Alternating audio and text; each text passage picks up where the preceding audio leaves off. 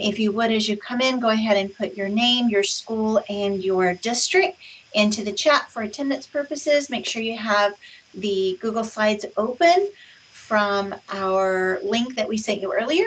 And my name is Suzanne Beck. I'm super happy to be here today. I've been with NEFAC for about a year. About a year and a half now. Time's going by fast with COVID and all the craziness that entails. So we're glad to be with you. I spent most of my time in elementary. However, I have done quite a bit of modeling and working with middle and high school students in the last year and a half. And I've loved and taken away a lot of great things from being able to work in ELA classes. So I am excited today. I think that there will be things that you can take away from some of our experiences in schools, and then also just some strategies that we've picked up along the way. Writing is a tough subject, and we hear a lot of times that teachers have trouble breaking that down. And honestly, I taught fourth grade writing for years, and I don't feel like I ever really had a great, maybe great training on writing. And so that's something we've been kind of delving into, preparing for the new standards and how we can support teachers. So we'll talk a little bit about that as we go through today, and how to meet your needs. And we really want a lot of input from you guys. This is a 2-way, 3-way, 15-way split or street, and we really want your input because collaboration is the key here. So Rhonda? Good afternoon. My name is Rhonda Clyatt, and I am the Supervisor of Curriculum Instruction here at NEFAC. I'm about to have my 5-year anniversary at NEFAC. Prior to that, my entire career was in Union County, Lake Butler. I spent quite a few years at the middle school, both as a teacher and as a reading coach, and then spent my last few years in Union County at the elementary school as a reading coach as well. So I love that I got to see, even though I did it out of order, I got to see the writing and reading process from beginning and then how it moves up into secondary. But we are really glad that you are with us today.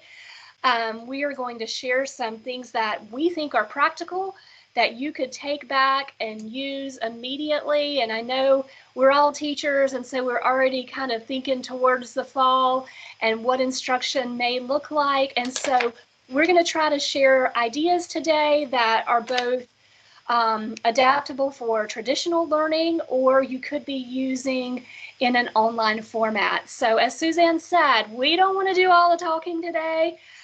We want to hear from you. So if you feel free, we'll ask you at certain times to turn on your mic and share. If you have a camera, you can do that as well. So welcome, just relax, and we're going to spend a little bit of time giving you a preview into some secondary writing.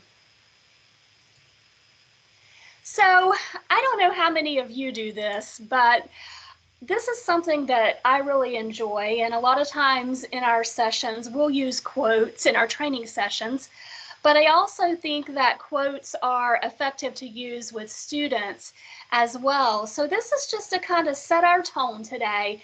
So writing is an exploration. You start from nothing and you learn as you go.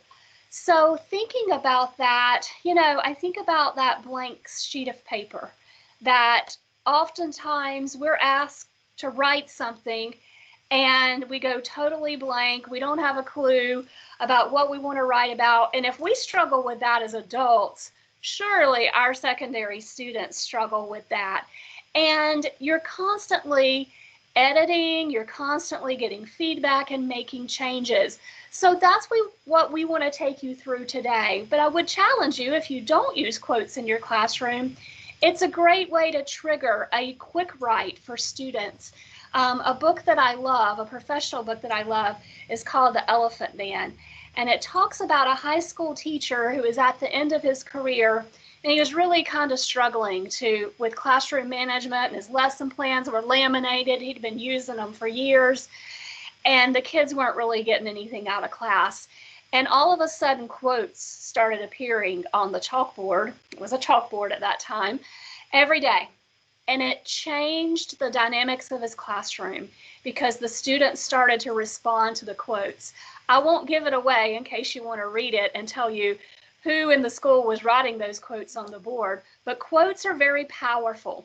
And we're also going to be using poetry today. That's another tool that's great in our ELA classrooms. So we're going to move right along. This is our agenda for today.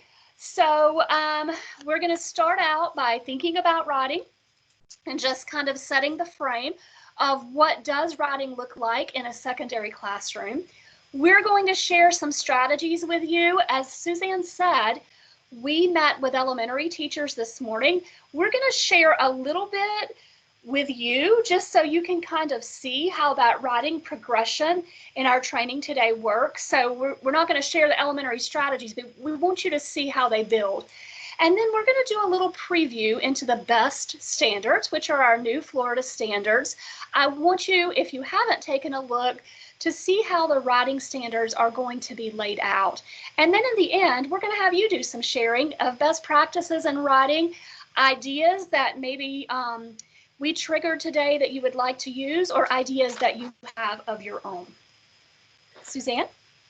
Oh, nope, this is me. Okay, so we always are looking for great books. I mean, ELA teachers are like that, right? In fact, I think Suzanne ordered one during lunch today. So we spend a lot of our money on books, but I love a book that I can pick up and use that's going to be tattered and have sticky notes all over it. And this is one, I think we have some Levy County folks on our session today. This is one that a Levy coach shared with us. And a lot of the strategies that we'll share today actually come from this book. I believe it's around $30 and it's available on Amazon. We're not selling the book or anything like that, but it is one that we love. And I know that we're always looking for those great professional books out there. So we just wanted to put that in as a plug. So that book is kind of a segue into where we're going today, because when we think about writing, there are always so many challenges. Where are the students when they come to us? What foundation did they have in the lower grades? At what point maybe are they just developing in their reading skills? I feel like writing is a challenging piece because they not only have to be able to write and put together vocabulary and things, but they also have to be able to read.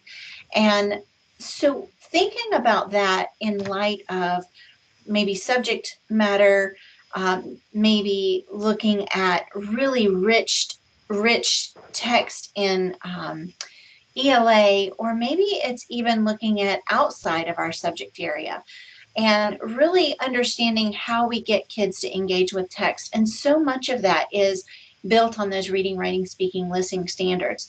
But when I think about it myself, and from teaching writing and not really having a lot of training in teaching writing, I think it's one of those things where you face a lot of challenges, but you don't really have a lot of places to go for help.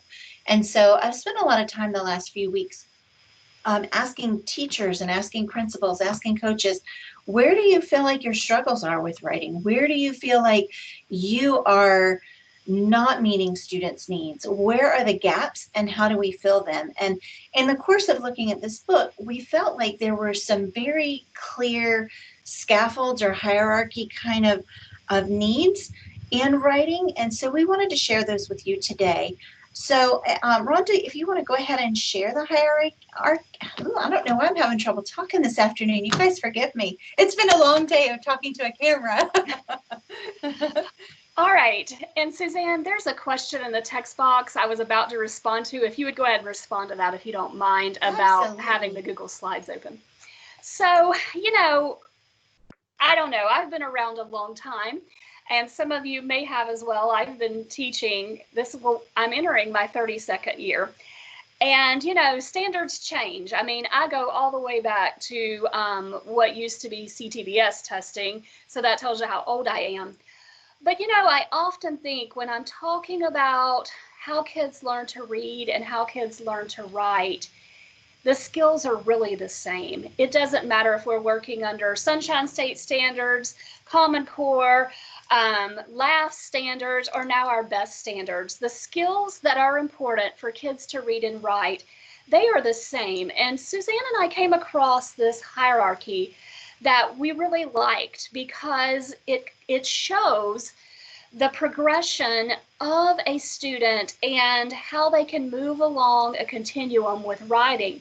This morning, we had a lot of kindergarten and first grade teachers, and so a lot of them are non-readers. I mean, they do have them reading by the end of kindergarten now, but their year starts out with using a lot of pictures. And then as we move on up, you can kind of see how the writing progresses. Now, what I'd like for you to do, just to yourself, I'm not going to ask you to share out at this time, but I would love for you to just take a look at this hierarchy and think about your own instruction. Whatever grade level you fall in, where do you spend most of your time? Reflect on that just a second. And then my next question would be, where do you feel are your strengths and your weaknesses? Now, I'm talking about you as a teacher. So there will be moments that I ask you to wear your teacher hat and moments that I ask you to wear your student hat. So where do you feel your strength lies as a writing teacher or an ELA teacher? Where are your strengths and where are your weaknesses? Just think about that a second as far as topics on this chart. And then I also want you to think about your data. And if you've been teaching a while, probably just like us, you look at data all the time, and you probably know my middle school and high school teachers up to 10th grade that are on this call, you can probably tell me which of the 4 areas that your students scored the lowest in. And honestly, when we talk to teachers a lot, we hear a lot around elaboration, that kids really struggle with being able to elaborate. So that's just something that we hear in the office. But I love this chart, and today we're going to build our training around this chart, and we'll let you know where our activities fall as we progress into the strategies that we share. So go ahead. No, that's all right. So looking at the strategies to inspire, we wanted to walk you through just briefly what we shared with the elementary teachers so that you can kind of understand maybe where they have students and where they're building from. But I also want you to keep in mind, they're not just strategies for elementary students, and you will have, Rhonda, will you go ahead and go to the next slide? You will have the strategies as well as the list or level that they fall in so that you can go back to them and Google them. If you want the PowerPoint from this morning with this explicit strategies and the prompts that go with that, we'll be happy to share that also. But in K-2, they're going to spend a lot of time composing with pictures. Because of the way the brain works and the way the brain develops, students really need to anchor their words in a picture. And so using text to base their writing is a great place because in that grade range, you're really going to have a lot of picture books. And so talking as you draw, retelling your picture. So drawing this picture and then retelling it. Making a picture look like a picture in your mind. That's really kind of the crossing place from we're just taking these pictures that we have and now we're editing. So that's that early picture of if we have a picture and we want it to match the text, how do we go back and make sure that that happens? And do we spend time making sure that that editing process occurs? Then writing across the pages, and that is a strategy here that it actually is a great planning strategy, and I wanted to share that really quickly. It's simply, we have an introduction, we have 3 points to our writing, and we have a conclusion. So this is kind of that mapping out strategy, and I know you can't, there aren't any words on there, but it is just a super simple framework for students. So if you've got a student that is really struggling getting their thoughts on paper, they could draw pictures on 5 stickies to get them started. And so that really applies even to upper grades because we all have those students that are struggling a bit. So then that would be the K to 2. Those top two are kind of stretching between 2 to 5. And then we looked at 3 to 5. Find a theme in your collection. And we did that through hashtags, and that's one of the examples we'll do today with you guys as well. Starting with a plan in mind, falling more into the organizational and structure. So we're moving on up that ladder. And then doing surprising verbs with word choice. So those were the things we covered this morning with the morning group. And then as we progress through, some of these we will repeat, and then some of them they build differently because the text is different. So of course, as you get older or go up into higher grades, your text gets more complex. So Rhonda, go ahead. All right, so this afternoon, and we may have some 11th and 12th grade teachers on this session. We put 6 through 10 just because those are testing years, but certainly in 11 and 12, you are getting kids ready for that college writing, and that is really, really important. So perhaps there'll be some things that you can apply as well. So because we know that elaboration is a struggle point for secondary students, we have several strategies that will focus on just that. So we're going to be repeating the find a theme in your collection with a secondary text, of course, that is the complexity for middle schoolers. We're going to weave in symbolism, which is also going to focus on elaboration. Surprising verbs, word choice. We all teach in small and rural districts, so we know that vocabulary is an area that we are continually trying to enrich and get kids to really spice up their language. So this will be a way that you can do that. And then we're going to be working on verifying and elaborating on our text today and restructuring the text, helping kids to put things in their own words by combining sentences. So that one's going to focus on word choice. So we're going to jump right in, and I will tell you that whatever works best for you. If you're okay with reading on the screen, you can certainly read from my screen here. I think it's large enough. But if you had rather have your own copy in front of you, in the folder that I shared with you earlier, you will find the two texts that we are reading today. So we have two. This first one is 4 Skinny Trees, and it comes from a larger selection called The House on Mango Street. Many of you may be familiar with that entire text. But as you know, using excerpts can be especially powerful. So we've chosen this one and a poem today. I want to say before I release you to read this, we know that in secondary classrooms, building endurance is really, really important. Endurance as a writer, but also endurance in getting into the length of text that may be put in front of them. These are shorter texts today, and we'll go ahead and admit that. However, they are very rich in meaning and symbolism. And thinking about the fall and starting out, this might be, shorter text that you could use to introduce some strategies. So I want you to think through that lens today. I'm going to be quiet for about a minute and give you an opportunity to read 4 Skinny Trees. Now, know that we're going to ask you to do some things from these texts, so read with that in mind. I'm going to set the timer for about a minute because it's pretty short, and then we'll go on to the next text.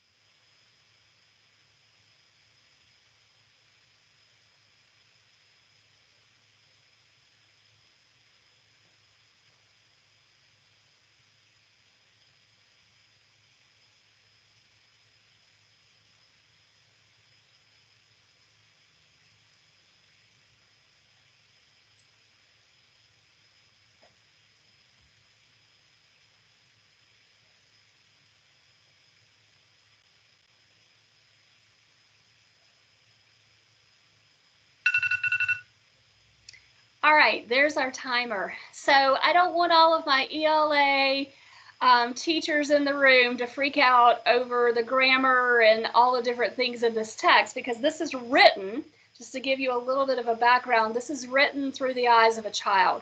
So the language, some of it that you may not, you see that is grammatically incorrect, that was their words. So keep that in mind.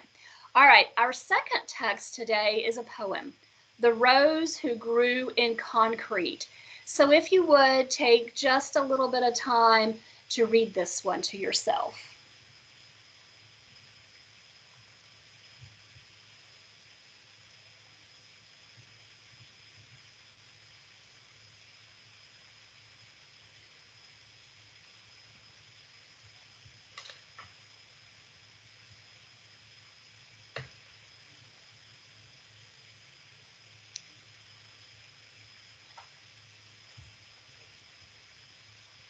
All right, so that one was really short.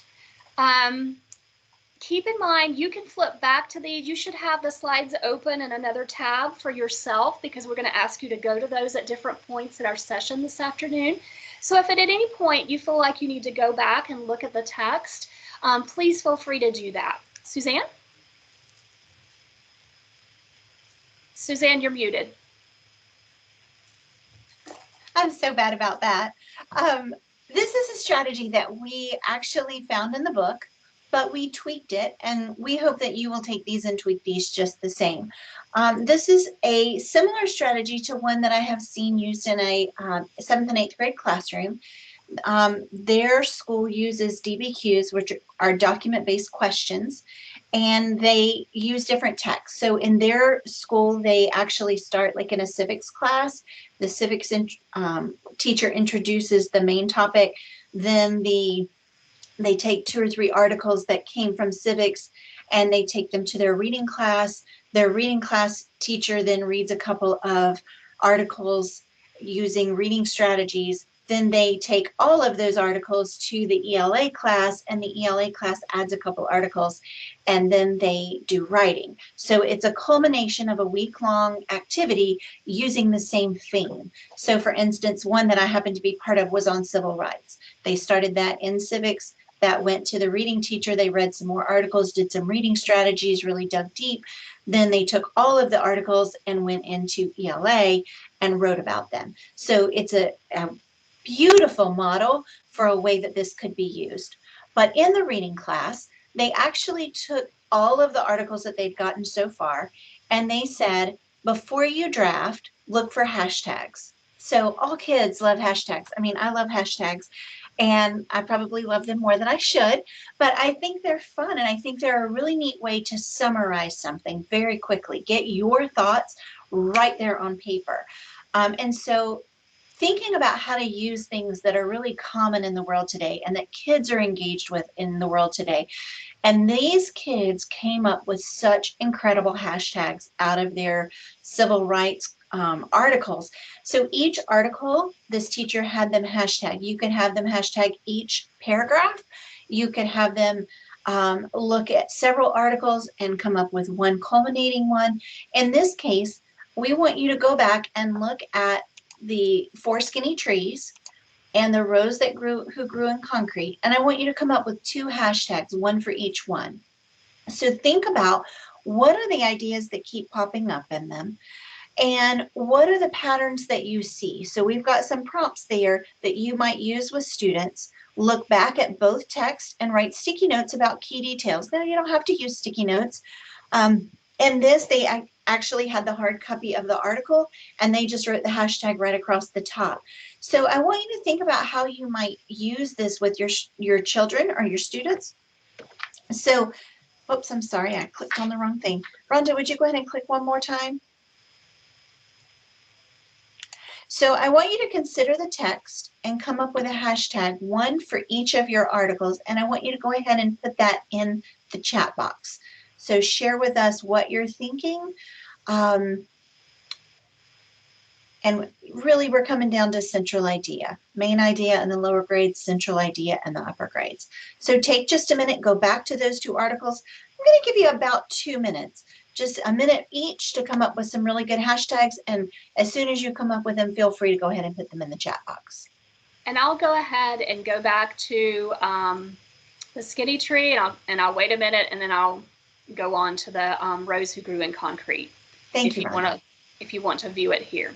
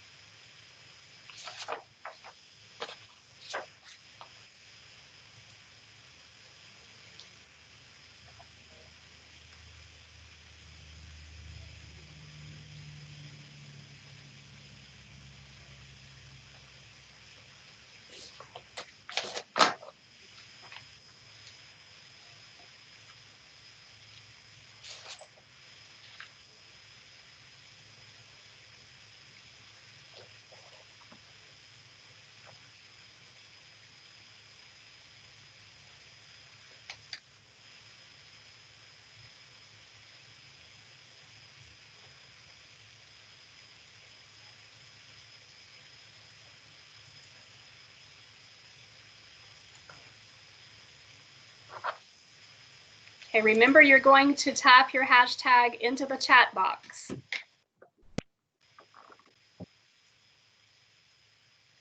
Hashtags.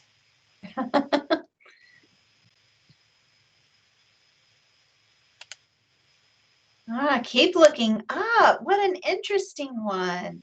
Determination, long live the rose, overcoming. I love it. Survivor.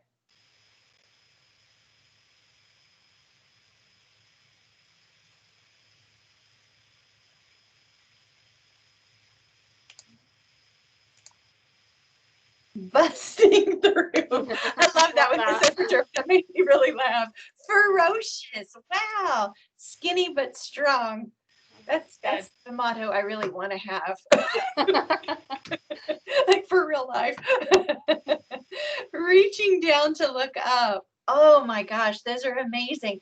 So I want you to think about, and please feel free to keep adding those as we talk for a minute, but I want you to think about the power of this conversation with kids. If we turned this over and said, Clarissa, why did you choose keep looking up? What did you mean by that? What feeling does that invoke for you? And you start having these group conversations, that's where the power of learning really happens. And so using that speaking, writing, reading, listening, every single day and every single lesson. And how do we do that in this setting?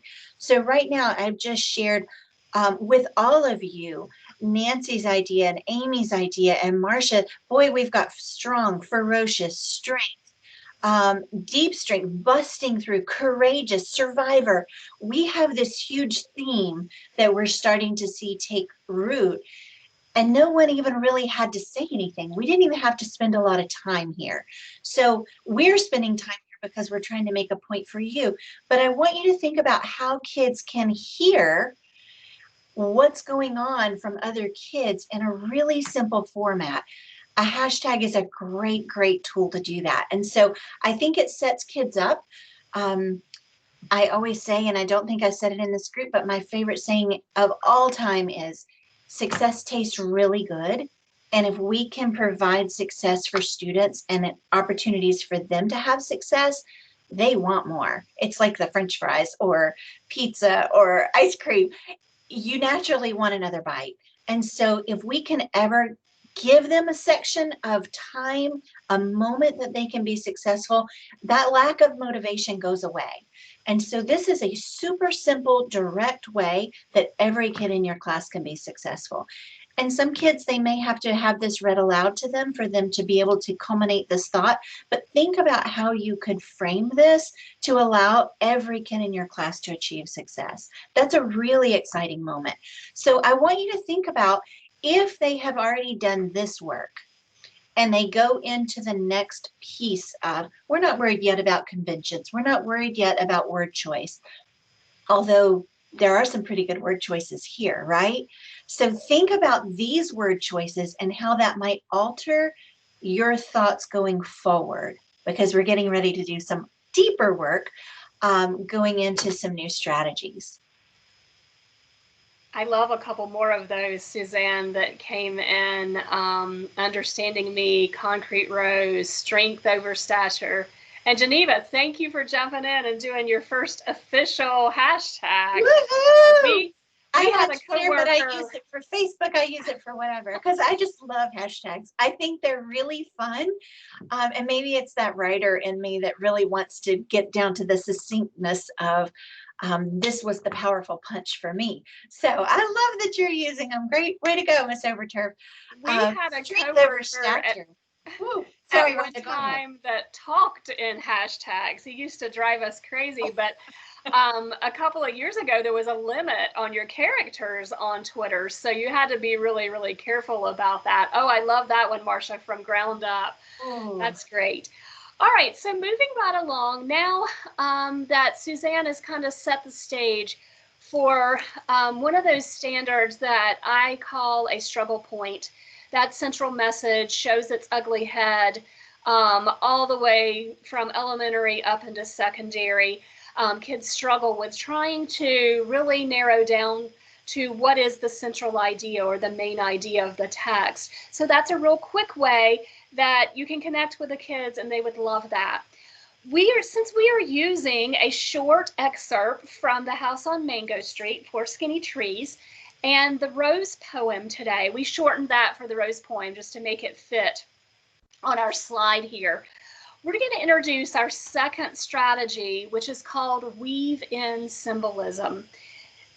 And I'm sure as ELA teachers, you take a lot of opportunities to use poetry in the classroom because there are so many ELA standards that you can hit with a poem, and you can hit it quickly. And it requires that deeper thinking of kids. And I love to hear students really interpret the meaning of a poem, because oftentimes they catch things that we might have even missed. And so I think we're missing the boat if we don't take the opportunity to use a lot of poetry in our classrooms.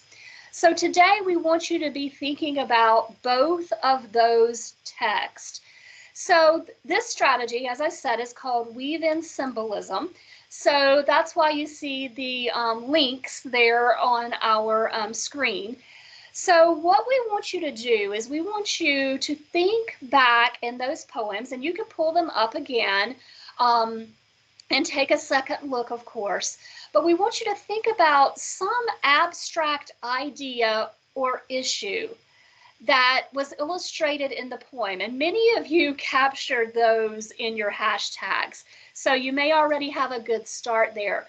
But we want you to think about some piece of symbolism that is evident in those texts.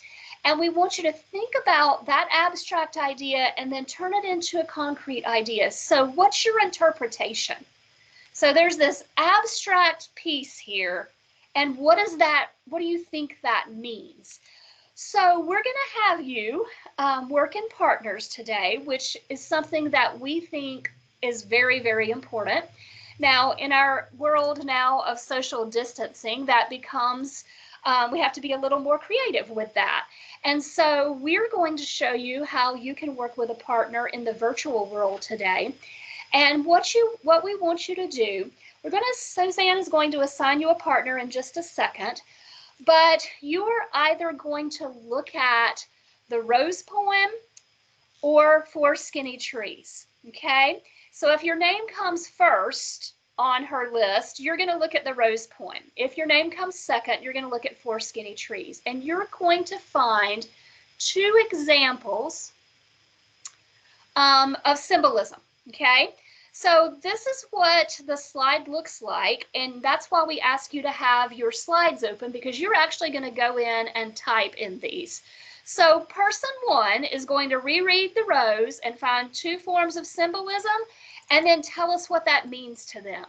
Same thing with 4 skinny trees. So remember to include your abstract idea and your concrete thought, and you're going to type it directly into the slides presentation. Now, I'm sharing my screen, but you can't type into mine because I'm sharing it. So that's why you have to have it open. So Suzanne, why don't you go over who's going to be on which slide, if you don't mind? I will. It's in chat also, so you can look back if you have a question. But Christine and Jen, Christine, you will be number 1, so you'll have the rose poem. Jen, you'll be number 2. So if your name is first on the list, you're number 1. If you're second, you're number 2. Christine and Jen will be typing into slide 17. Marcia and, or is it Marcia? It might be Marcia.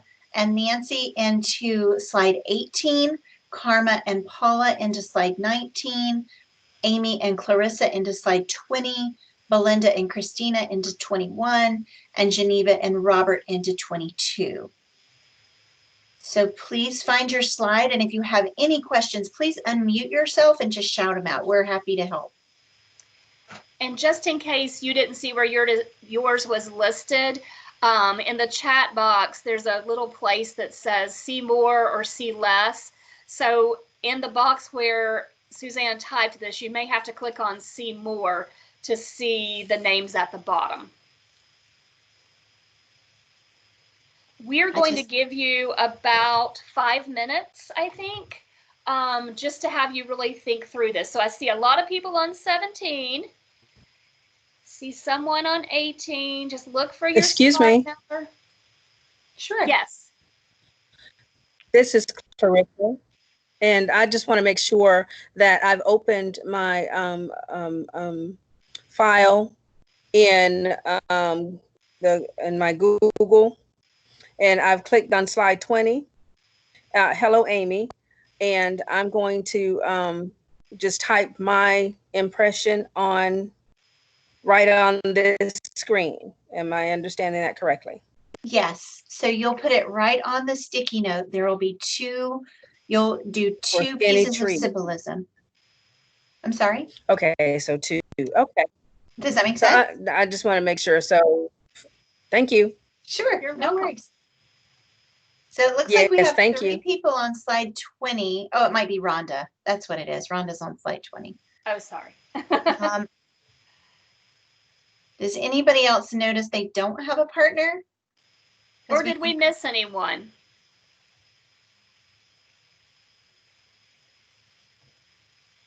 All right. So you'll have just a few minutes. If you think of a question while you're going, please feel free to just shout it out. Belinda said she's on her phone and having trouble with some of the tech. No worries, Belinda. This is easy.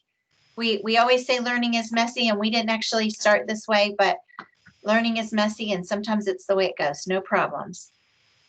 Karma, you are number 1, person number 1. How do you get to the slide? You're going to go to the link that are you in the PowerPoint? Nod to me if you're in the PowerPoint or in the Google Slides. Unmute yourself and share with me your question. Do you mind? Okay, Christina, you're also on your phone, so that's okay. We may have a couple of you share out loud. I am in the PowerPoint. Okay, so if you go to the PowerPoint and then you just scroll down on the left-hand side, you'll see they're numbered. Okay, 18. Yeah. And you'll go to number 18. Yes, ma'am. And you're person number 1. So you're going to work in the rose box. Okay. So the 2 boxes that have the 2 sticky notes under the rose poem. Oh, perfect. There you go. Okay. So Belinda and Christina, just read through on your particular, if you're person 1 or person 2, and we can just kind of work through it that way. And I'm going to keep my slideshow that I'm sharing on this view because that's the way that we can see the text appearing.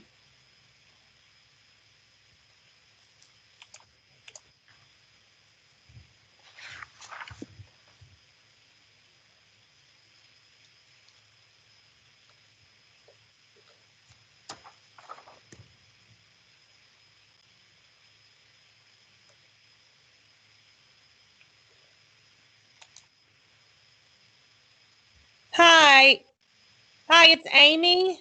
Hi, Hi, Amy. Amy. I can't seem to write in my sticky note for some reason. I'm on 20. On Okay. 20. Yeah, I'm trying to get to the rose poem, and I was going to do my first one, and I can't get it to, I don't know why. Okay, if for some reason it's not working that way, just go up and open a text box. Do you know how to do that? Let's see. I'm trying to learn the Google stuff, so hold on. That's okay. That's what we're here for. Slide. No, what did you say? Oh, text insert maybe? The box at the top with the T in it. If you Okay. just click on that and then click and drag, it'll let you open a box and type in. Got it. Perfect. Perfect. You learned Thank something you. new. Yay. Okay. Thank you. Okay. We truly want you to walk away from this being able to replicate it. So please ask your questions. That's what we're here for. We want you to be able to walk away and use this in a classroom setting tomorrow, if that were the case.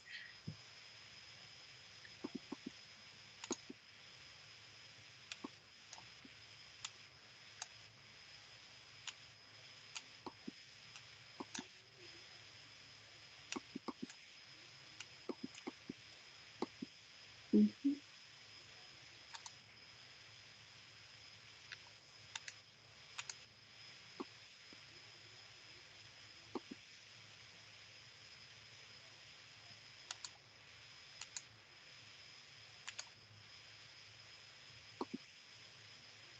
So play around with moving that text box around, resizing it. Feel free to play a little bit with it and get comfortable. It looks Okay, like there's our timer. I'm going to extend it for another couple of minutes just to give you time to finish up.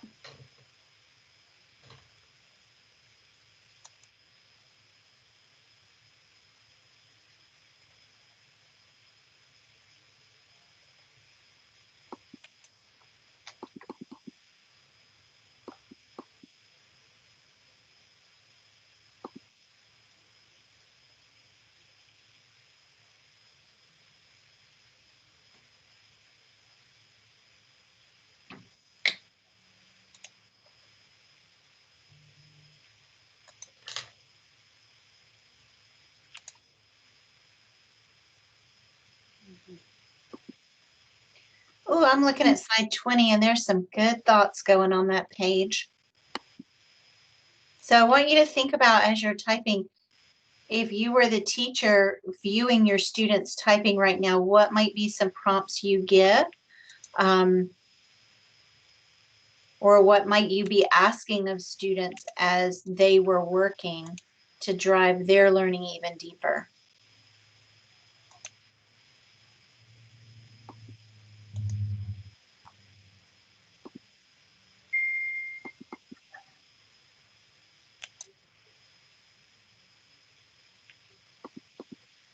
I got it.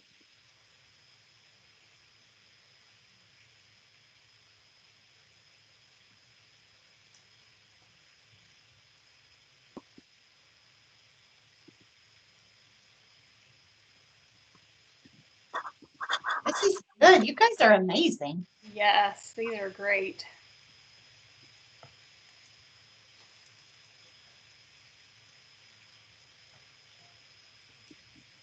Nancy said I inserted a text box. Whoop, whoop.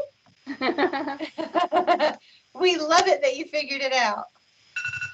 Probably before we even shared it. Good job. All right, there's our timer. And if you're continuing to type, that's okay. You can feel free to do that. I'm going to go back up to slide 17. I'm going to keep it on this view because I think you can see it, and that way it'll continue to refresh if you are typing in. So let's look at the examples on this one. And keep in mind, you know that this is a writing workshop, so you know that we're going to be asking you to write. So keep that in mind as we go. So looking at these examples from the rose poem, they picked out the rose to represent the poet. He grows beautiful despite the hardships. Whew, I love that. that's a good Love one. that. And then they went on to explain that that's representing the environment that he lives in. It's a difficult life, but he still grows strong. That's great. And then on Four Skinny Trees, their idea was the trees, and that was the child, and the trees are representing the child and how they don't always feel like they belong. It's great. And then also the strength of the trees. They help the child to stay strong in difficult situations. So those are great examples. So Rhonda, what sticks out to me is I'm on slide 20, and one of the people, we can't see who you are, Yeah. but on Four Skinny Trees, they wrote that the trees are skinny, but there's a hidden strength with deep roots. So there's that connection between slide 17 and slide 20 that students were seeing the same thing. And so really looking at how you can get students to engage in this setting and be able to share some symbolism, and all of a sudden maybe someone who didn't come up with that goes, oh my gosh, that's so exactly what I wanted to say. And so now they have a frame of reference to say it. And something that you never even noticed may come to light through the collaboration that takes place with a partner or the share out. So I want to go back to slide 18. There are a couple of things here on the skinny trees, that trees inspire, but that not all inspiration comes from people or even what is considered beauty. That the trees are an inspiration here, and we can find great examples in their strength and their characteristics. That's great. And that they understand in spite of obstacles, the trees grow. And we also do. I mean, this is a perfect time to think of that, right? Think about how much you've grown as a teacher in the virtual world. And Suzanne and I have done the same thing. We've learned so many new things this summer, despite all of the obstacles that were working against us. Belinda, I see that you've put yours in the chat box. Follow your dreams and persevere. The rose is a dream that makes you live. Yes, absolutely. Let's look at slide 20. This is the one that Suzanne called reference to on the skinny trees, but on the rose poem, they're talking about the reference to learning to walk without feet. And so that perseverance, that of being able to grow up through the concrete and keeping its dreams, keeping their sight on the dreams. These are great examples. And think about what your students would do. Well, and we've got some more in chat, and I love, and this is exactly the point of learning being messy. Learning doesn't have to be perfect. So if you try something like this and your students are struggling, have them go to chat. The idea is to get thoughts out, not necessarily use the forms correctly.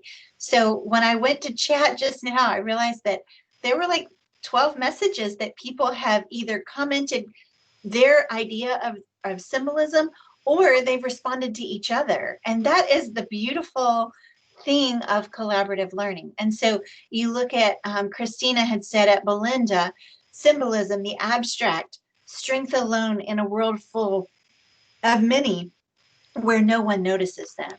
Concrete, trees. We've got, is it Marcia or Marcia? Is it Marcia? Give me a thumbs up. Marcia. Marcia, okay, thank you. I always get that wrong.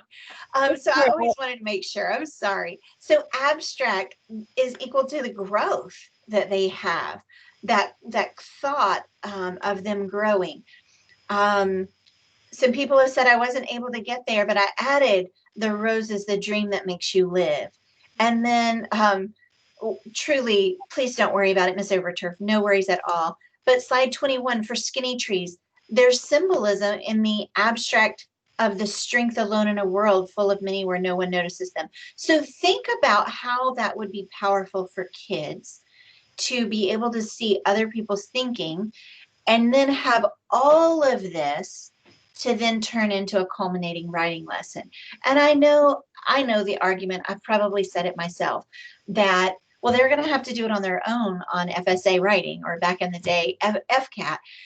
But the reality is, if they can begin to see other people's thinking in August and in September and October and November, by the time testing gets here in April, their minds have expanded phenomenally. So that's what we want to happen. We want them to see how other people think and be able to learn from their way of thinking.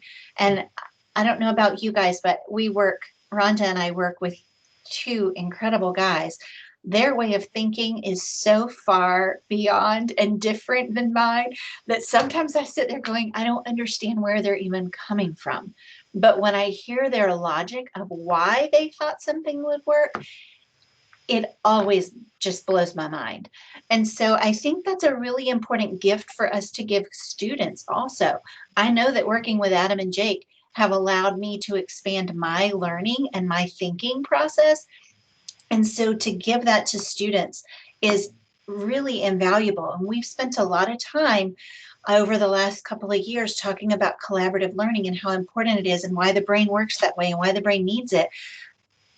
But it can't go away just because we have to social distance. And that's a fear that I have.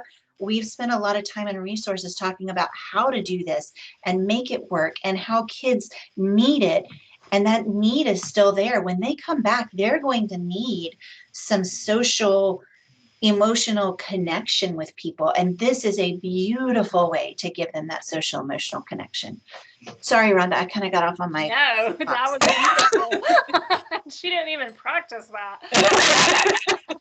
So we hope you like this strategy. It was one of our favorites. And of course, using poetry or a very rich text would really lend itself to this activity. So think about ways that you can adapt that in your own classroom. Now, I warned you that, this is a writing workshop. So we ask you to have paper and utensils with you. So here it comes. We're going to ask you to write. And there were so many great examples that you pulled from the text and things that we had not even thought about.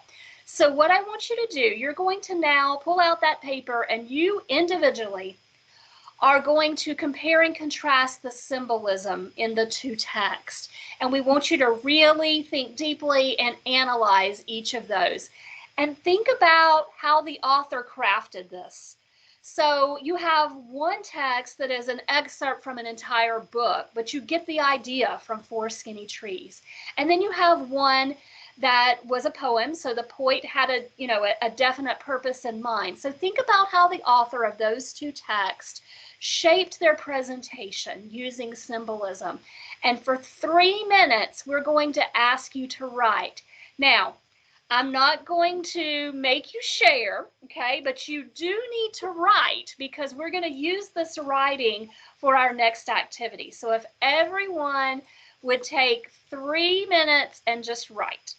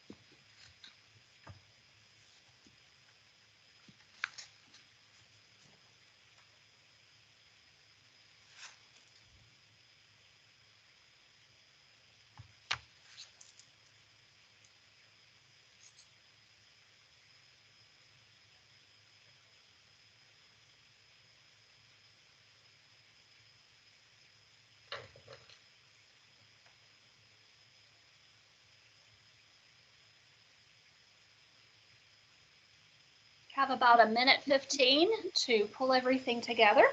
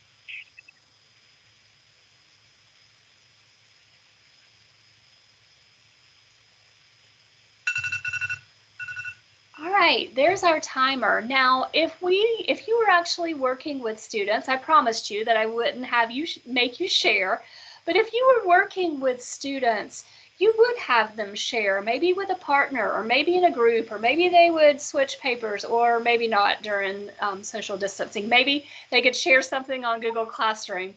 But you would have them share their thoughts with someone else.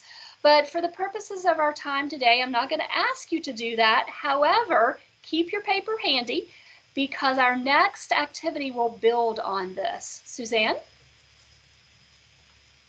You're muted. I do it every time, sorry.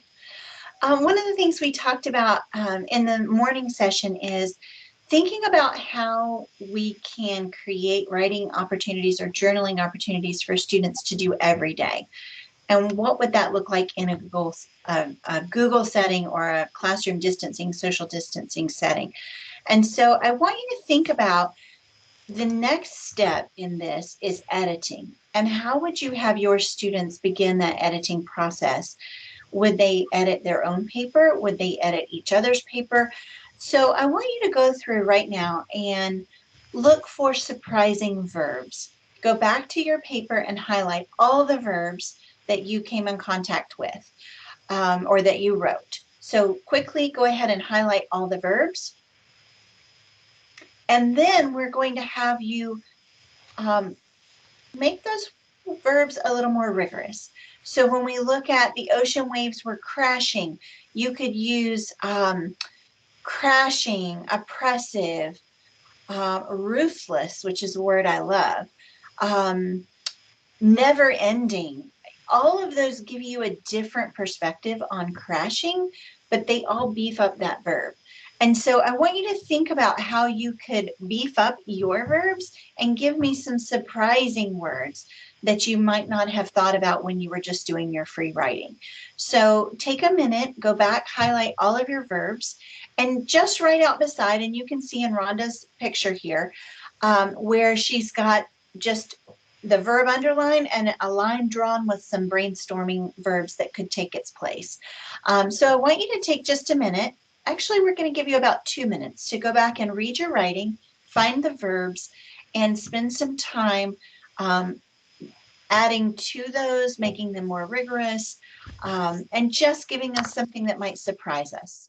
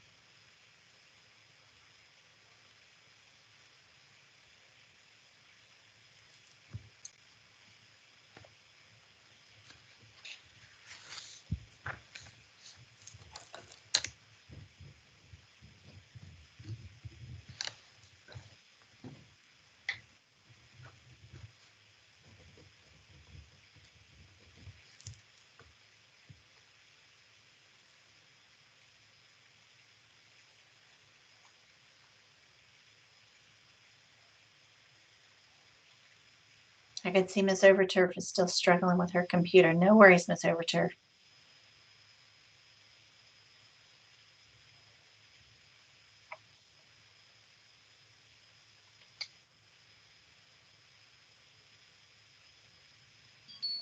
All right, there's our time. So if you would, I would like everyone to jump on slide 24. And Rhonda, you'll probably have to stop sharing it so we can see it. Okay. But I'd like you to get on slide 24 and just type in your old verb and your new verb. What were some verbs that you replaced in this writing?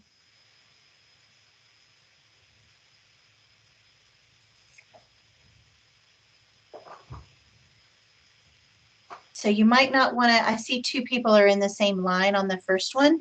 You might want to bounce down and go into another box if you're in the new verb block. Ah, so we've got growing to blooming. I love it. Oh, emerging, even better. We've got represent to demonstrate.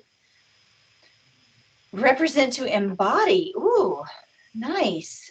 Communicating.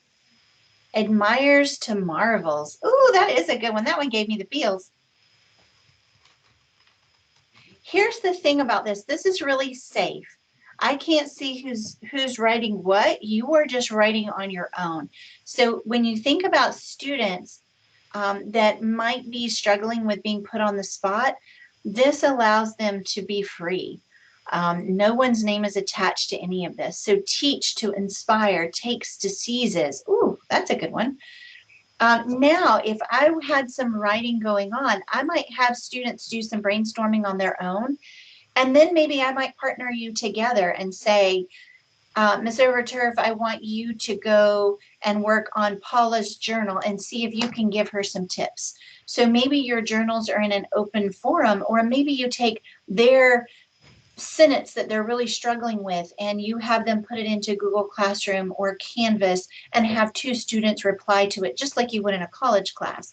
So think about how this might play out in the world of social distancing so that they can still do this piece of collaboration and really get some boosting from their students. So we've got offering to inspiring. Oh, stop to thwart. I love it.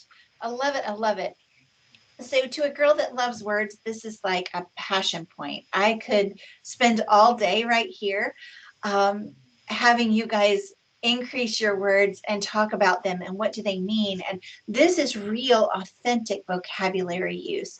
And when we talk about the students in our counties, our small and rural counties, I come from Putnam, and I know this was always the low point for our kids is vocabulary. So to have them quickly share what these vocabulary words mean, have a chart that they could go back to like this, so that they could see, like, if I don't remember what thwart meant, I really liked that word, but I don't remember what it meant, I can go back to this chart and see that it meant stop. So you can easily create some, maybe you take these words and these they have to write sentences on next week, or they get extra credit if they include them in their writing tomorrow about the same topic. So think about how you might use this even beyond increasing their writing, because that's really our goal, is to embellish, but we also, or elaborate, but we also want to think about how we can use this authentically to help students move forward. So I think, Rhonda, we can move on. Okay. Thank you guys for playing along. I really appreciate it.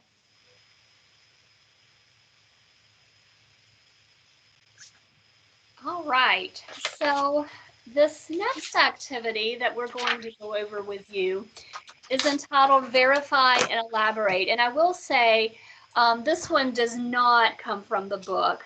This actually was an idea. Suzanne and I, probably like many of you, have attended a lot of webinars this summer, and we did an entire series that was called The Keys to Literacy. And there were a couple of sessions that were devoted to writing. There were also a couple of sessions devoted to reading. And it seems like in every one of those sessions, they shared this strategy. And ironically, they shared the same sentences every time, so we kind of got a little tired of that. but we thought it was very powerful. And many of you may have been in trainings with us before. One of our favorite ideas is to use a significant sentence, a significant passage, paragraph, or stanza of a poem. And we like to take that one small segment of text, and we use that in our trainings and show how many different things you can do with that sentence. It's just a real powerful strategy. So this kind of reminded us of the significant sentence, but we're using it in a little bit different way. So what this strategy does is it asks the students to combine sentences and to rearrange and manipulate the text so that they can clarify the meaning and also just tighten that sentence up and also make it their own sentence. I don't know, I'm quite sure that all of you secondary teachers have issues with kids maybe copying and pasting or just copying things straight out of a text. So this is another way to help them to even put things in their own words. So we have pulled 4 sentences from the excerpt of 4 Skinny Trees that comes from the House on Mango Street. And we want you to take a few minutes and we want you to think of a way to combine these sentences in a syntactically mature sentence. We just loved that phrase. So they are short sentences and you are going to combine them together. Now I am going to ask some of you to share your sentences, so be prepared to do that. If you are doing this with students, you might need to take some time to talk about those connecting or transitional words for them to use. You might even have a word bank, but I think you guys are going to be fine with doing it without that. So your assignment is to take these sentences that just appeared on the screen. When I am too sad, when I am too skinny to keep keeping, when I am a tiny thing against many bricks, this is when I look at trees. And remember, you know, in texts such as these, the punctuation is sometimes off, like it is in poems. So don't worry about that. I would just want you to take these 4 sentences and combine them, and I'm going to ask some of you to share. So I'm going to give you 2 minutes, and we'll see how it goes. If you need a little more time, I can certainly do that. Sometimes it's harder to write something short than it is to write an entire paragraph. So we'll start with 2 minutes.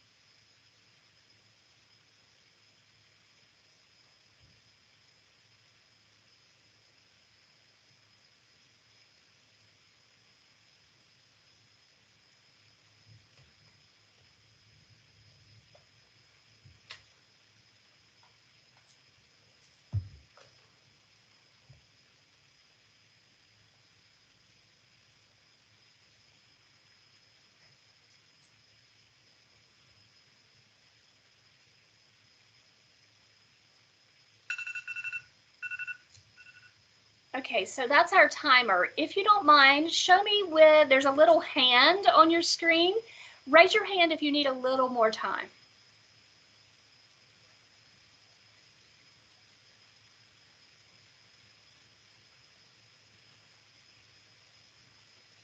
Okay, looks like we're okay then.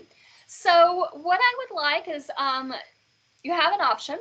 I'd love for some of you to turn on your mic and actually read your sentence to us, your mic and your camera, if you're comfortable. If not, just your mic.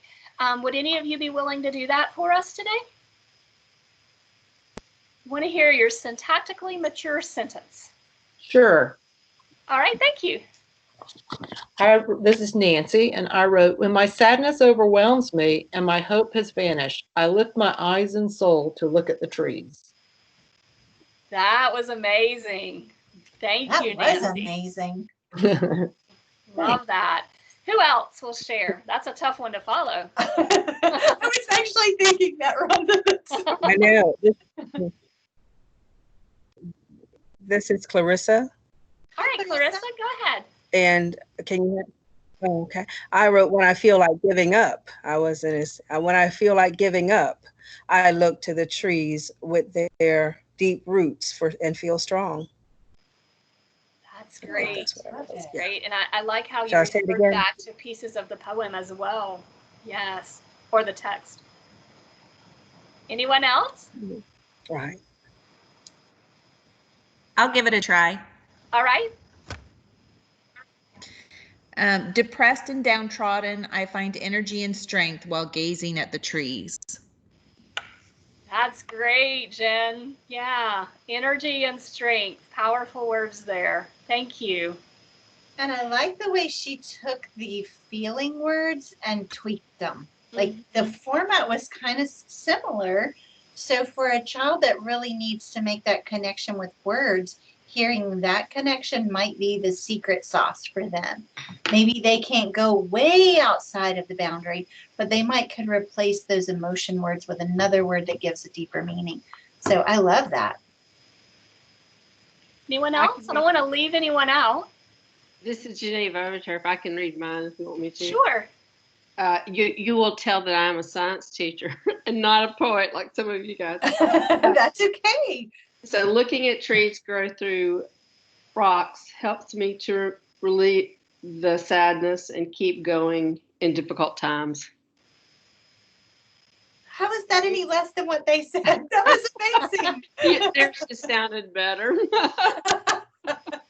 But you know, Geneva, what a great opportunity as a science teacher with a text like this to even go into the strength of trees, like, you know, in their characteristics. I mean, you have the perfect opportunity. I've always said, ELA teachers are my favorite because I'm that reading person.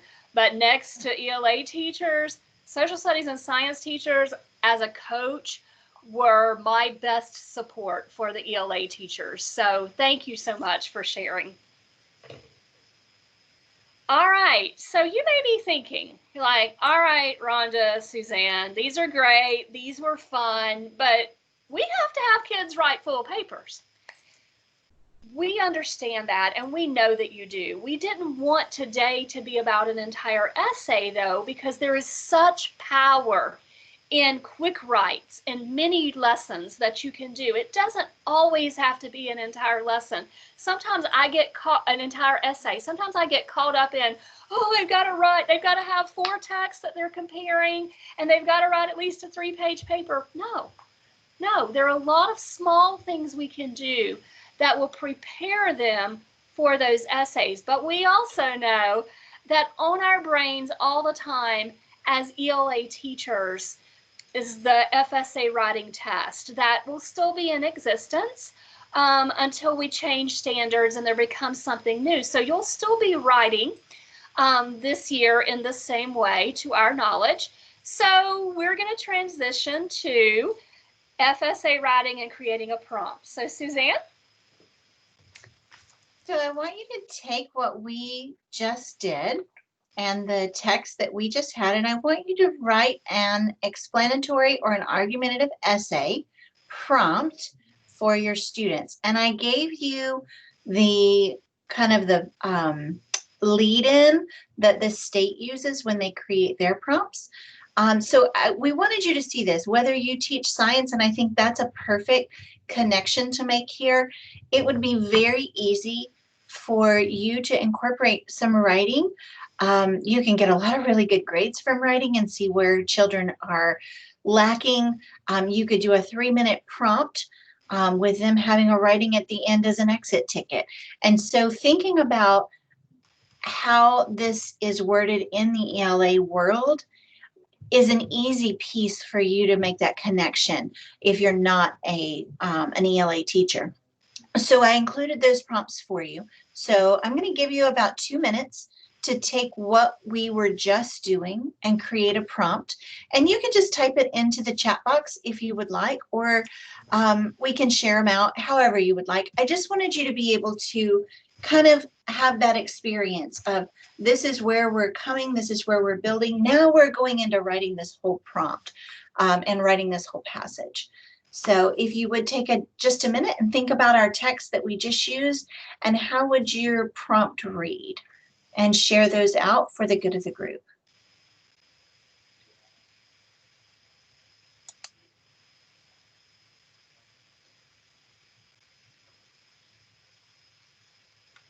And I see we had another share here. When sadness thins me out, when facing brick-like life's challenges, breathe in new life support from looking into the trees. Whew. Whew. That one like gave me the heebie-jeebies. Like I think I need to read that like once a day. My new life motto right there.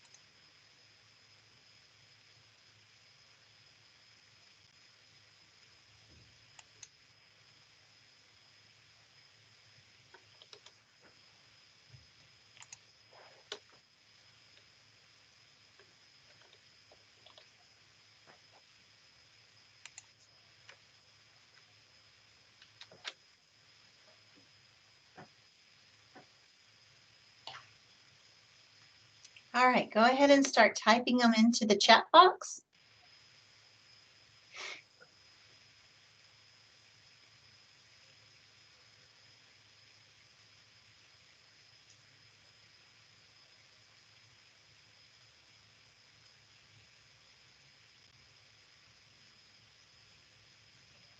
If you'd rather turn on your mic and share, you're welcome to do that as well. Really, Rhonda and I kind of had a bet going on this one as to who would go or how many people would go as explanatory versus argumentative. So we're curious, which route did you go?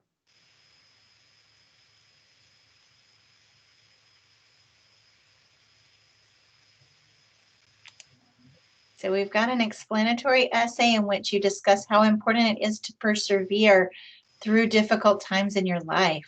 Ooh, gosh, does that not totally go with Marcia's "When sadness thins me out, when facing brick-like life's challenges, breathe in new life support by looking into the trees"? Ooh, gosh, you guys have given me a little punch of energy today.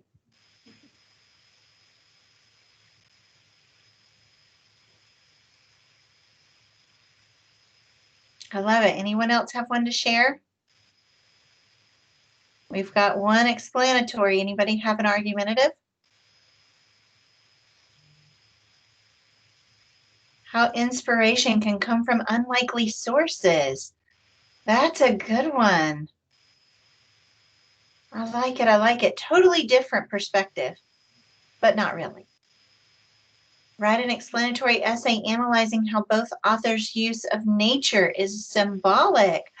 Oh my gosh, she brought in the strategy of symbolism and tied it neatly with a bow. Beautiful job, Jen. Write an essay in which you give your opinion of the writer's purpose in the given text. I like it. So what are some thoughts? I think she's got help here. Maybe she's asking, is this in the right vein? I like that you've tied it to opinion. So Rhonda, you want to give her some thoughts on that? So the opinion you could craft this a little bit and really make it into an argumentative prompt for sure. So I think you're on the right track, Clarissa. And thinking about the purpose of the author's symbolism and really tying in examples from the text. I mean, I think we could totally make that one work. So Clarissa, I don't know what grade you teach, but Rhonda, correct me if I'm wrong, because I haven't spent a lot of time crafting upper grades prompts, but I believe it's through 5th or 6th grade that it's about opinion, and then it moves into argumentative essay for 6th and up. Is that correct? That is correct. Okay. So if you teach 4th or 5th grade, an opinion is absolutely a perfect way to go. If you teach 6th grade and up, then you might want to look at how you could make that an actual argumentative essay. So proving nature's law wrong. Oh, look at Geneva's statement. I just saw argumentative essay, so my eyes went there. Write an argumentative essay in which the quote, proving nature's law wrong is incorrect or correct when thinking about organism mobility. Wow, that's really good. Don't say you have no idea. I think those are all around, and I think combining that with this thought of the opinion of the writer's purpose, I think those are really, they have a lot of power. Jen, thanks for being here today. We really appreciate you being here. Write your opinion about how nature heals a hurting life. Ooh, you guys, I love that I kind of threw out a challenge that really wasn't even a meaningful challenge, but I kind of threw out a challenge about argumentative, and you guys jumped on it like you are the true heart of teacher nerds. I feel like I live in that teacher nerd world, and I love it. And I love that I put you a challenge out there, and you guys all immediately tried to attack it. So awesome. How authors show the author's use of text to symbolize the human struggle to survive amid difficult circumstances. I want you just to think for a minute, how rich would your kids' writing be with a prompt like that? And I'm sure you guys probably use prompts like this every day. But for me, coming from an elementary world, like to get that kind of rich material to have conversation on, that's meeting social and emotional needs right there. Being able to hear what their thinking is around the human struggle to survive, hearing it, being able to talk about it, being able to break that down, solve those problems, like that's real life. And I don't know, it truly, you can tell, like my teacher nerd just kicked in really big time. So I'll stop talking. Go ahead, Rhonda. And what's really nice, so this morning, our elementary teachers, it was kind of a struggle to get them to share, and you secondary teachers, and I've always known that we love our content so much, and that's evident in how the examples that you've shared today and just the deepness of your thought. So we really appreciate you jumping in. So two other things that we want to cover today. I wanted to do just a real quick peek. Probably many of you maybe gave feedback on the best standards as they were being developed over the course of last year. Many of you may have even participated in some of the sessions that we did where you were able to provide feedback. But Suzanne and I have had several conversations with Just Read Florida, and we've taken the time this summer to look at them in depth. So I just wanted to give you a preview of what the writing sections will look like. So this section is called Communicating Through Writing, and I wanted you to see how it falls by grade level. So there are a couple of things that probably really jump out at you. So handwriting is back in great detail in the K through 5 standards. Before, cursive handwriting was one standard, I believe in 3rd grade, maybe the end of 2nd, I can't remember exactly right now. But now there are handwriting standards for every grade level, and of course they build up to that cursive handwriting that we know kind of has become like this lost art. Suzanne, was your hand up or? No, sorry. Oh, okay. All right, now what may surprise you is the narrative writing. So a lot of times that is really taught explicitly at the elementary level, but they are bringing back a focus on narrative writing also in the secondary world. So that is something that might be a surprise to you if you haven't taken a chance to look at them. You will still have the argumentative writing and the expository writing. And there's also a section that talks about improving writing. So really working on the author's craft and really moving to that publishing stage of writing and just really fine-tuning and developing writers at grade appropriate levels. So that's an overview. I will say that today was just a preview. We are planning to do some writing sessions in our professional learning looking into the fall. We don't know exactly what that's going to look like because we don't even know exactly what school is going to look like at this point. But we are planning to do some more detailed trainings. If it has to be virtually, it would probably be mini sessions. If we are able to meet face-to-face, it might be a couple of sessions for elementary and a couple of sessions for secondary. So we will be communicating with your districts about that. We would love to have you join us. And in those, of course, we would go into a lot more detail. But we want to end today by hearing from you. I'm not sure what happened here, Suzanne. I think somebody might have edited our slides. I did.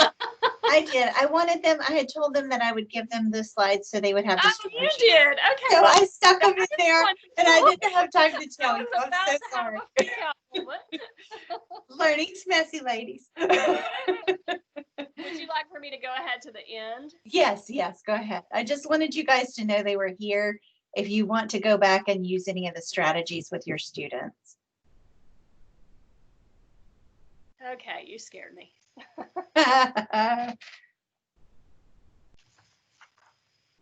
So what are your thoughts? What are some ideas that you guys might be able to take away from today? How could you implement this maybe in some lessons with your students? Or maybe there's something different that you need from us.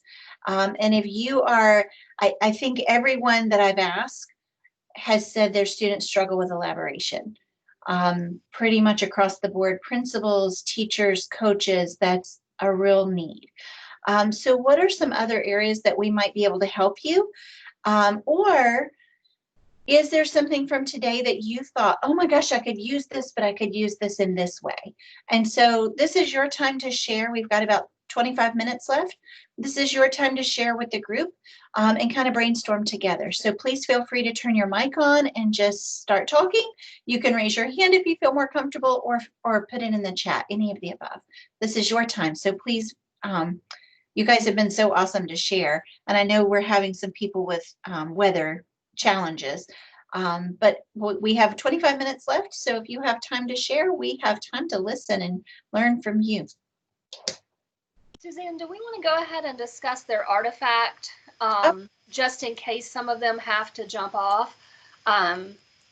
So our Tech Tuesdays, kind of our guidelines were, if you can attend 3, we're going to offer professional learning credit for those. And we're trying to make it as easy as possible on you and on ourselves.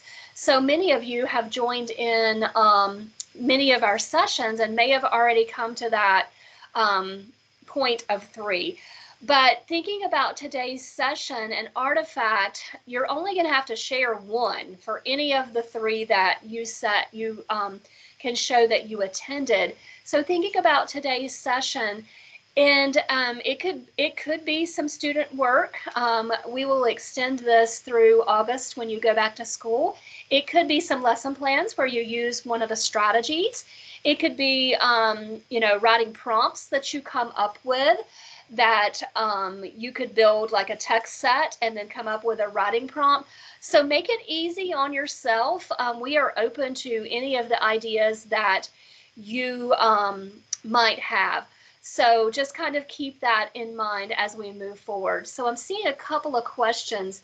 So Amy, during the tech trainings, will we learn how to allow the students to alter our slides? What is your platform? Do you know, are you using Canvas or Google Classroom?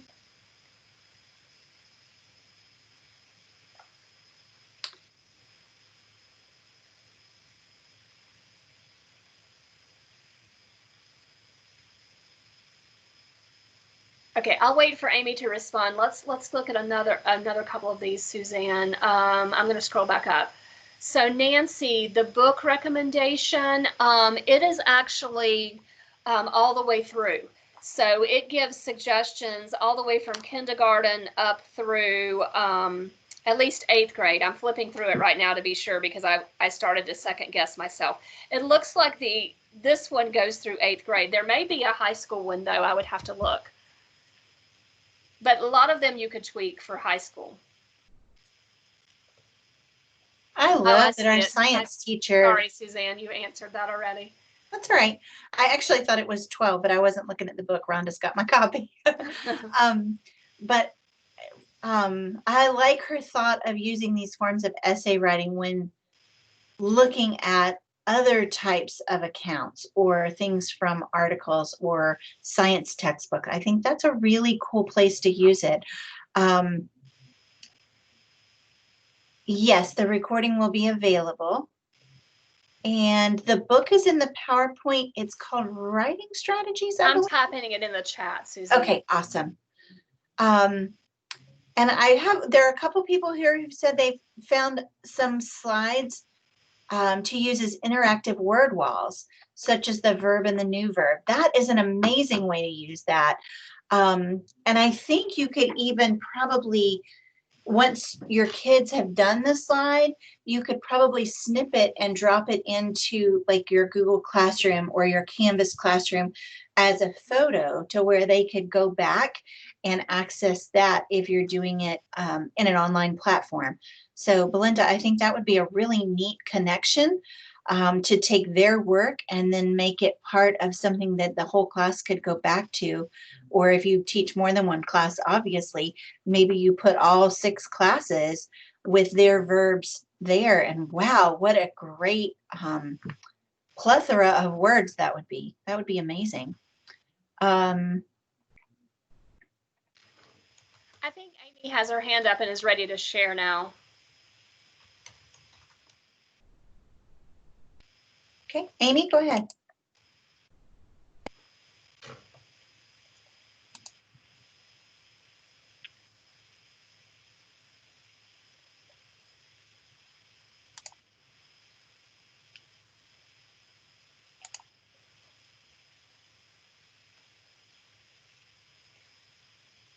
Amy typed into chat, so I don't know if she's having some trouble. Can it be done in PowerPoint or just Google? In order to make the slides interactive, it has to be done through the Google platform. So PowerPoint doesn't share the same way Google does. So you would have to do through Google. And I think Adam and Jake have another Google session coming up in the next week or so. If you were interested, you could jump on that Tech Tuesday and get some further help. It's the 7th. I'm pretty sure on the 7th there are a couple of more Google sessions. Yes.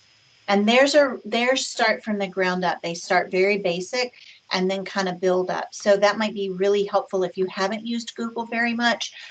There are some things that are very different than PowerPoint, and then there are some things that you're like, oh, I've done that a million times. So just getting in there and playing with it would be helpful. So Miss Overturf, yes, we will actually do a reminder. You would receive like a Google form that would ask you to list the 3 sessions that you attended and attach your artifacts. So we'll be sending out several reminders, yes. Oh, Christine had a great idea. I was thinking it would be a great idea to use the short writings that I use to teach a standard like Symbolism, and then do mini lessons of writing strategies like verb or blending sentences as I see where students' needs are.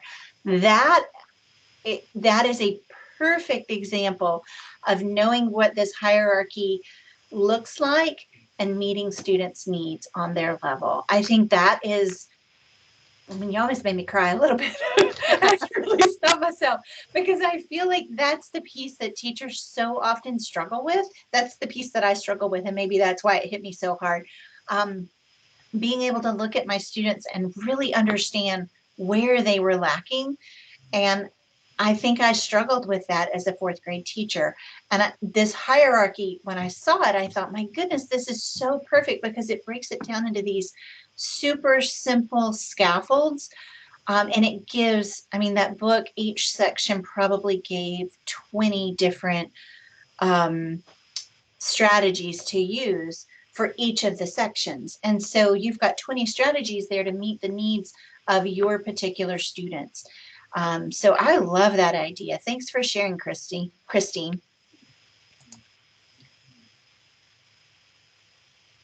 Ms. Overturf, you can take all of the PD sessions. For every 3 you take, you would have to turn in an artifact. So if you took the AM writing, the PM writing, and Google session next on the 7th, then you would have 3. You would have to choose one of those to do an artifact for.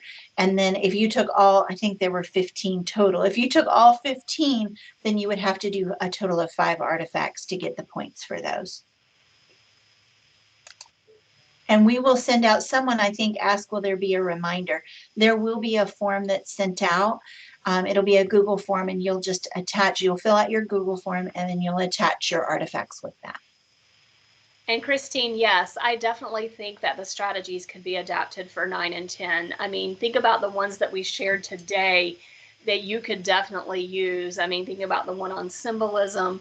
So yes, I mean, we're good at that as teachers. You know, we take elementary ideas sometimes and make them work really well in the secondary environment. So yes.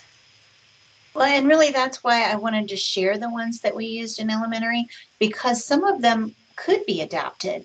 And you might have 3 kids in out of your 20 classes. That's what it seems like middle school teachers have, and then high school teachers. So out of your 6 classes or 7 classes for the day, you might have 20 students or 3 students who really struggle getting their thoughts on paper. It might be helpful for them to start with drawing and getting their thoughts out in an art situation. So while I think those are primarily geared toward K-2, I also think that there are a lot of things that are done at the K-2 or the 3 to 5 level that it really is not a huge shift to use it with older kids who are struggling. And I mean, honestly, I know of some 7th and 8th graders that are probably reading on a 3rd or 4th grade level. So if they are reading at that level, then we've got to do something to scaffold the 10th grade material or 8th grade material to get them there. And these might be some strategies to do that.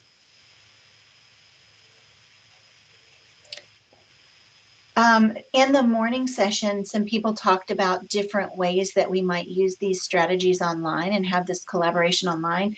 And some of the things they talked about were Pear Deck, Flipgrid, Padlet. And honestly, I'm not super familiar with Padlet. I have used it as a consumer. I've never used it as a creator. So those might be something that you want to use. Go to YouTube and do some videos on how would I incorporate collaborative learning in Pear Deck, or how does Pear Deck work to have students respond to questions. So those might be really great too. And Marcia, thank you. We appreciate that very much. Belinda, yes, thank you for making that connection. We have had some self-contained teachers and inclusion teachers that have joined in on our sessions. And that's why Suzanne wanted you to have those slides, because even as a secondary teacher, you have kids that are working at many different levels, and we have to meet them where they are. So tying in the picture strategies would be an excellent way to do that. Thank you for sharing and bringing that back.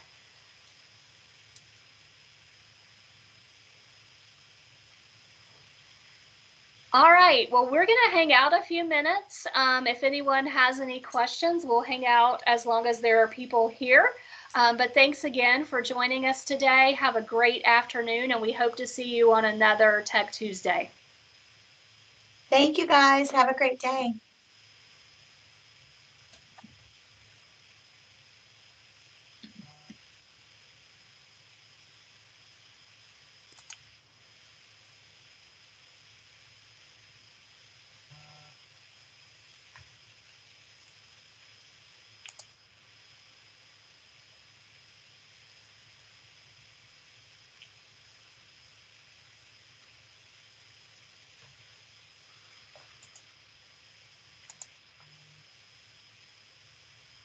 Thanks, Belinda. It was great to have you here.